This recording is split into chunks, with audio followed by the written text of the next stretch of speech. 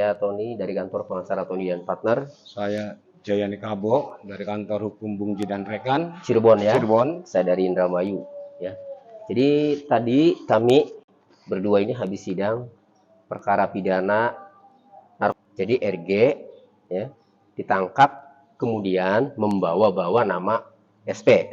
Sidang terdakwa SP pada 14 Juni itu agendanya itu menghadirkan RG, saksi RG ya sebagai saksi, dan AS sebagai saksi. Dua orang terdakwa yang sudah disidang duluan. Ya. Nah, dihadirkan sebagai saksi karena RG ini yang membawa nama SP. Akhirnya dihadirkan. Nah, ketika dihadirkan pada 14 Juni, RG ini mengaku pada saat penyidikan dia mengaku dianiaya, Mas Jaya. Iya, pada saat BAP. Pada saat BAP dia mengaku dianiaya oleh oknum penyidik. Ketika saat itu saya tanya dengan cara apa, bagaimana menganiayanya? Menganiayanya itu mukanya dipukul 4 kali. Ya. Yang 2 kali apa tuh? Yang 2 kali AS. Yang ditendang 2 kali. AS juga dipukul ya 2 kali mukanya ya. Nah, tetapi kalau RG itu dipukul mukanya 4 kali dan ditendang 2 kali. Ya. Saat itu saya tanya, siapa yang memukul waktu itu? Dia tidak tahu namanya. Tetapi dia katakan pada saat pemeriksaan, apa maksud tujuan dia memukul? Saya tanya kepada RG saat itu saksi ya. Pada saat itu memukul supaya saya memberikan keterangan agar menurut dia menjelaskan bahwa itu barang narkotika itu didapat dari SP. Pada saat setelah selesai BAP, kemudian BAP itu diserahkan kepada RG, tetapi baru baca sebentar kemudian diminta lagi. Itu menurut keterangan RG pada saat bersaksi 14 Juni lalu. Diminta lagi sama penyidik dengan kalimat, sudahlah sama, ya tanda tangan aja. Gitu kalimatnya katanya kan. Jadi tidak ada kesempatan RG untuk mengevaluasi, membaca apa yang sudah diketik oleh penyidik. Apakah sesuai keinginan dia atau tidak. Makanya waktu itu saya tanya, berarti BAP itu apa isinya? Ya tidak tahu katanya kan.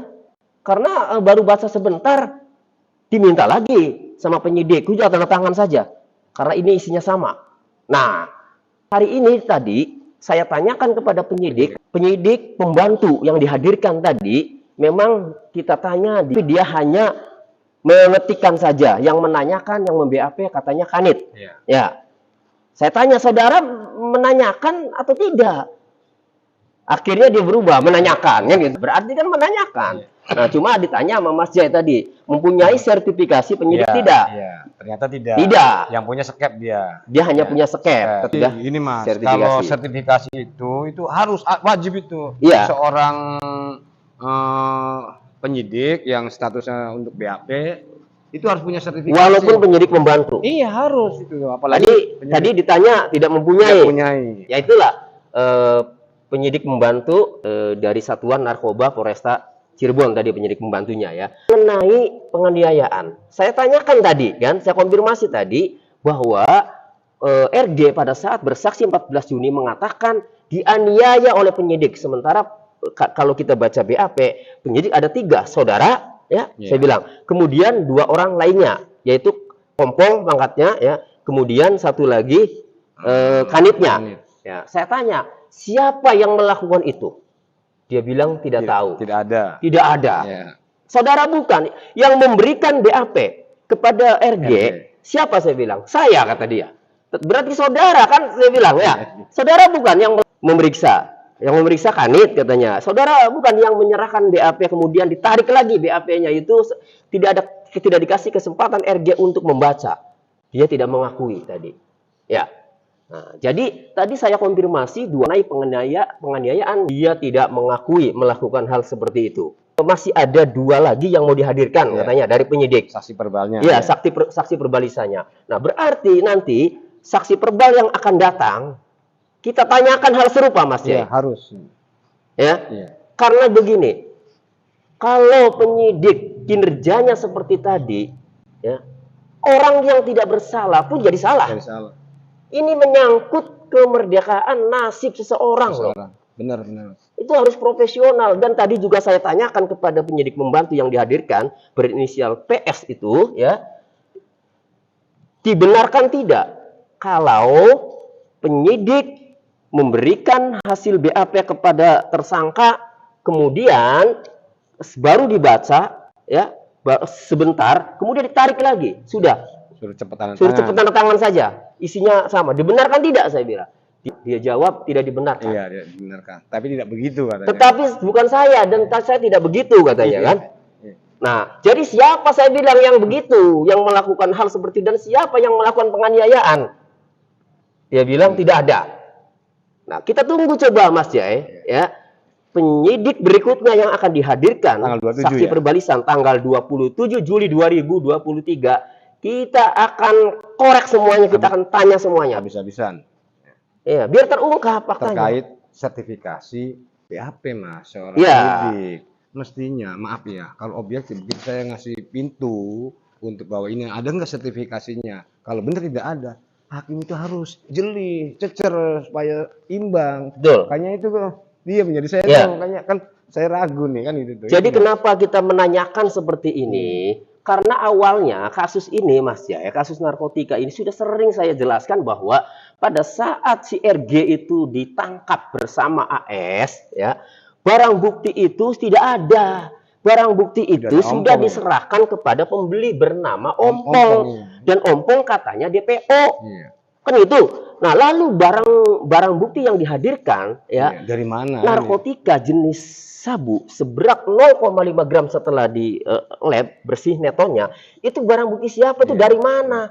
Nah, menurut keterangan RG pada saat penyidik datang itu, ya, pada saat polisi datang menangkap itu, Ompong sudah tidak ada dan tidak ditangkap, ya, tetapi disuruh ngambil, ya, itu barang di halaman itu, di halaman rumah itu.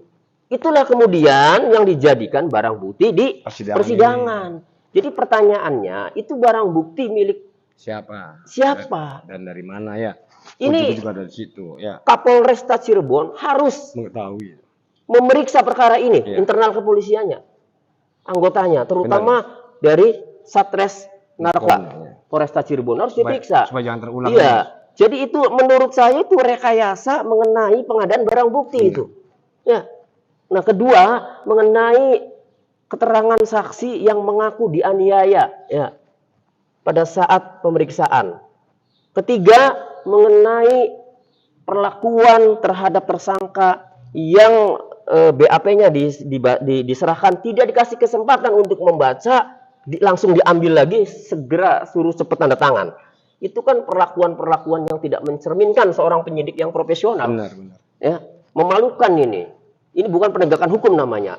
Ini sewenang-wenang. Ya, jadi saya minta kepada Bapak Kapolresta Cirebon, ya, untuk mengklarifikasi hal ini. Meskipun tadi sudah saya tanyakan penyidik yang bersangkutannya, penyidik membantu yang bersangkutannya tidak mengakui dan tidak ada peristiwa itu. Tetapi saksi setelah dikonfrontir tadi tetap pada kesaksiannya bahwa perlakuan seperti itu tuh ada. Ya. Tetap tadi hakim menanyakan bagaimana saksi, tetap karena hal itu dia alami, penganiayaan dan perlakuan tidak diberikan kesempatan untuk membaca secara tuntas BAP itu ada, sehingga kalau masih ada, saya minta kepada Kapolres yang lebih punya kewenangan untuk memeriksa atau mengklarifikasi atau mendalami informasi ini. Ya, Mas Jai. Betul. Nah, kami dari penasihat hukum akan profesional ketika nanti penyidik yang akan dihadirkan dua lagi katanya, ya, oleh jaksa penuntut umum, kami akan menanyakan hal yang sama nanti. Dan perkembangannya pasti kami update di media sosial ini. Terus-terusannya, Mas. Ya.